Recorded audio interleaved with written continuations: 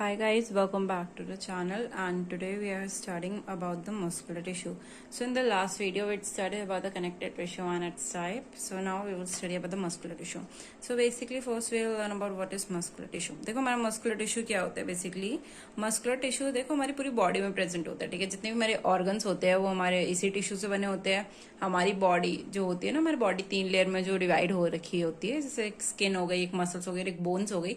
तो हमारी जो मसल होती है ना बीच की लेयर, वो हमारी मस्कुलर टिश्यू से ही बनती है. देखो ये जो इसके जो सेल्स होते हैं ना मसल टिश्यू के, ये बहुत ज्यादा फ्लेक्सिबल होते हैं, जिसके वजह से ये मूवमेंट कर पाते हैं. जैसे देखो हमारा हाथ है, हमें हाथ का मूवमेंट करना है, तो ये जो मसल्स होती है ना हाथ की, हमारी बहुत फ्लेक्सिबल है, ठीक है. और जो हमारे ऑर्गन्स है बेसिकली, जैसे हमारा हार्ट हो गया, वो भी हमारा मसल से ही बना है, मतलब मस्कुलर टिश्यू से बना है.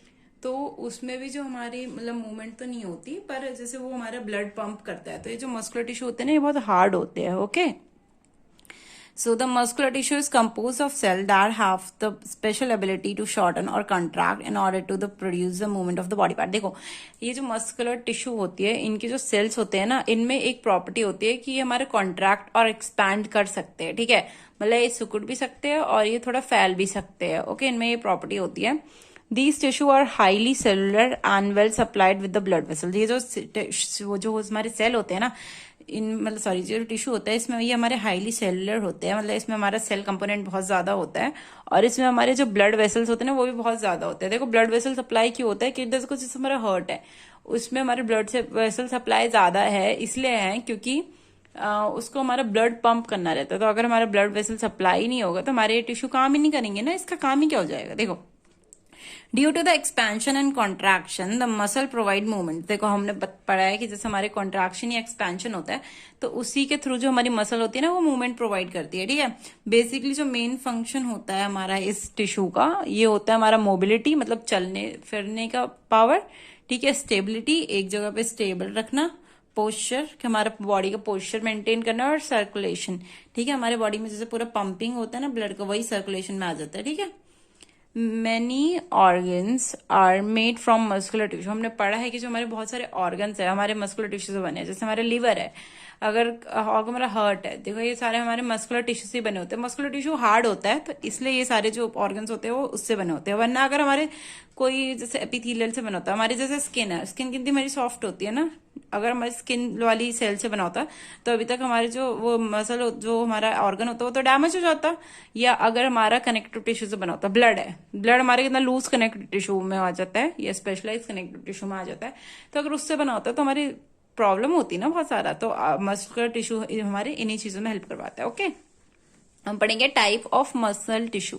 हमें मसल टिश्यू के बेसिकली कितने टाइप होते हैं. देखो हमारे 3 टाइप ही होते हैं. एक होता है स्केलेटल मसल टिश्यू, एक होता है स्मूथ मसल टिश्यू, और एक होता है cardiac muscle tissue. Okay, so the first one is skeletal muscle tissue. देखो हमारा स्केलेटल मसल टिश्यू क्या होता है बेसिकली. देखो ये जो स्केलेटल मसल टिश्यू होते हैं ना, हमारे मल्टी न्यूक्लियाई होता है इनमें, ठीक है. मतलब इसमें बहुत सारे न्यूक्लियस होते हैं. देखो ये हमारे एक टिश्यू का मतलब सेल है इसका. देखो इस एक ही सेल में कितने सारे न्यूक्लियस है, ठीक है.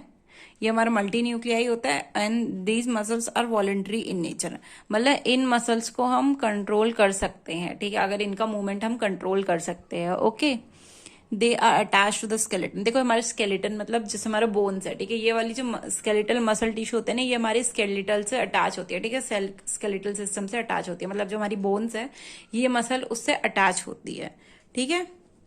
They are straighted in appearance and have long and cylindrical in shape. देखो ये हमारी long and cylindrical in shape है, and they are straighted. Straighted मतलब होता है striped. इनमें strips होती है, ठीक है. 40% of body mass comprise of skeletal muscle. देखो जो हमारी 40% जो बॉडी मास है ना, हमारे जितने भी बॉडी में मास होता है उसका 40% सिर्फ स्केलेटल मसल का ही है. देख लो ये हमारी पूरी बॉडी में फैला होता है.